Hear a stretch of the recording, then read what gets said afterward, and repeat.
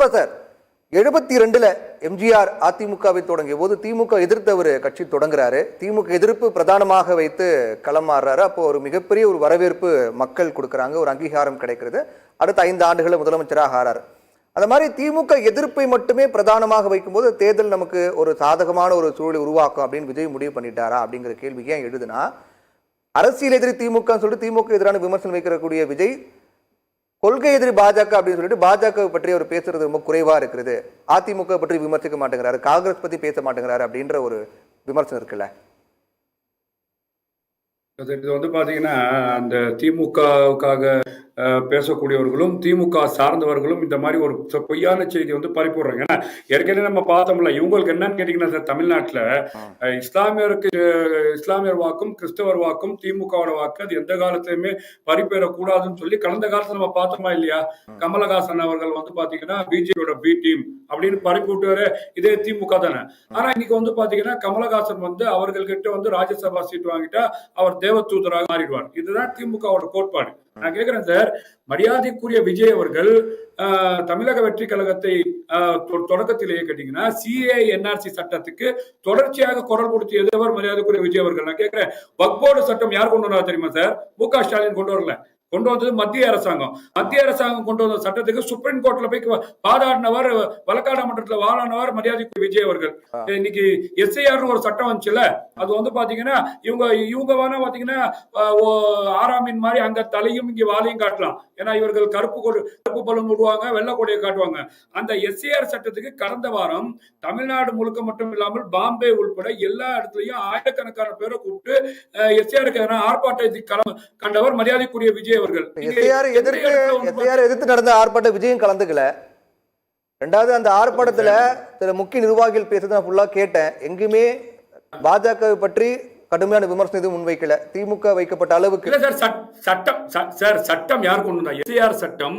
இந்த சட்டத்தை வந்து பாத்தீங்கன்னா ஏற்கனவே பாஜகவை எதிர்த்து அறிக்கை கொடுத்திருக்க தமிழக வெற்றி கழகம், அந்த தமிழக வெற்றி கழகம் அவர்களின் பொதுச் செயலாளர் தலைமையில், தேர்தல் பிரிவு பொதுச் செயலாளர் தலைமையில், அங்க இருக்கக்கூடிய தலைமை நிர்வாகிகள் தலைமையில், என்னையும் வேலூர்ல போட்டிருந்தாங்க. எல்லா தலைமையிலையும் ஒரு ஆர்ப்பாட்டம் மத்திய அரசாங்கத்தை தான் நடத்திட்டு இருக்காங்க. இந்த எஸ்ஐஆர் சட்டம் கொண்டு வந்து அப்ப என்ன சொல்ல வரீங்க நீங்க? இந்த எஸ்ஐஆர் சட்டத்துக்கு வந்து பாத்தீங்கன்னா ஸ்டாலின் வந்து காரணம் சொல்ல வரீங்களா? நீங்க இந்த விஷயத்துல வந்து ஸ்டாலின் எப்படி கையாண்டார் அதான் பேசிருக்காங்க. என்னன்னு கேட்டீங்கன்னா, இந்த எஸ்ஐஆர் சட்டத்தை தொடர்ச்சியா வன்மையா எதிர்த்திருக்கணும் சார். கேரளா அரசாங்கம் சுப்ரீம் கோர்ட்ல போயிட்டு கேஸ் படிச்சா இல்லையா? சட்டமன்றத்துல தீர்மானம் படிச்சா இல்லையா?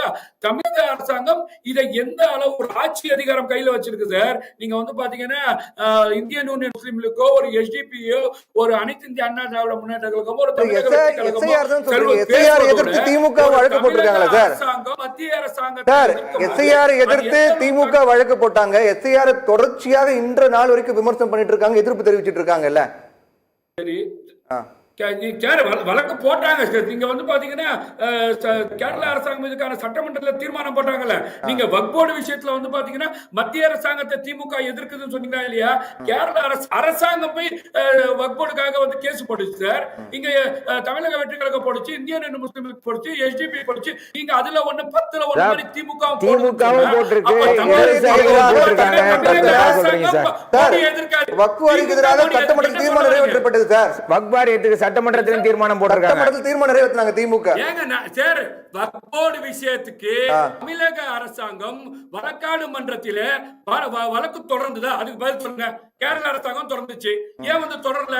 நீங்க முழுக்க வந்து பாத்தீங்கன்னா திமுகவுல ராசா வச்சு போறீங்களே. ஏப்ரல்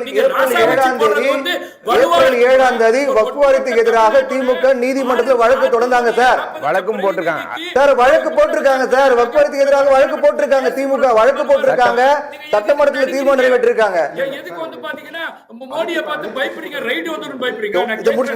நீங்க தானே சொன்னீங்க திமுக முடிவு பண்ணுச்சு. ஆனா ஒரு வாரம் கழிச்சு முடிச்சிட்டு வர வேண்டாம்னு சொல்லலன்னு தான் திமுக மாறிச்சு. அவங்க டியூயல் ஸ்டாண்ட், இதுதான் திமுக டியூயல் ஸ்டாண்ட். எந்த திட்டத்தையும் கொடுக்கல. ஏன் டாஸ்மார்க் வந்தோன ஓடி போய்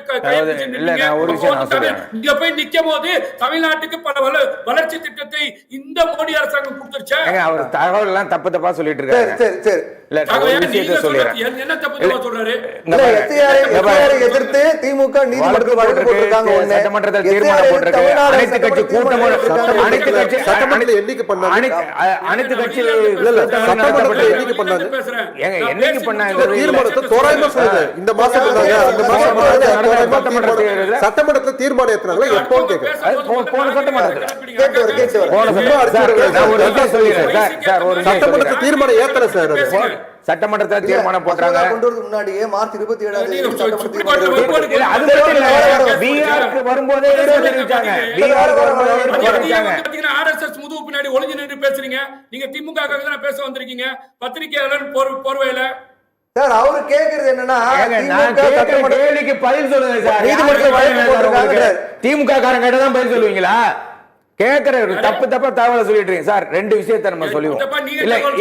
நீங்க சொல்ற தகவல் பூரா தப்பு. அதுக்கு பதில் சொல்லுங்க. நான் கேட்டதுக்கு பதில் சொல்லுங்க. நான் சொன்னேன் நீங்க கூட்டம் நடக்கிற இன்னைக்கு சமகாலத்தில் இருக்கிற அரசியல்ல என்ன மாற்றம் ஏற்பட்டிருக்கு, அந்த மாற்றத்துக்கு உங்களுடைய ரியாக்ஷன் என்னன்னு நான் கேட்டேன். அது புரிஞ்சுக்கிற சக்தி இல்ல.